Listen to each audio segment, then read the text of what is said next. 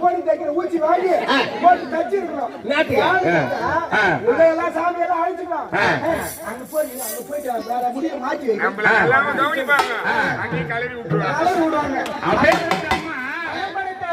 என்ன மணிகண்டன் சரளா அவர்கள் இருந்த மக்கள் அதுல மணிகண்டன் சரளா வருவாங்க. தனப்பாலும் அமலா அவர்களும் ஒரு குடும்பத்தார் அன்னார் குடும்பத்தார் கொடுத்து கொண்டாடுகின்றார். அன்னார் குடும்பம் என்றென்றுக்கு பிரகாசமா இருக்கணும்.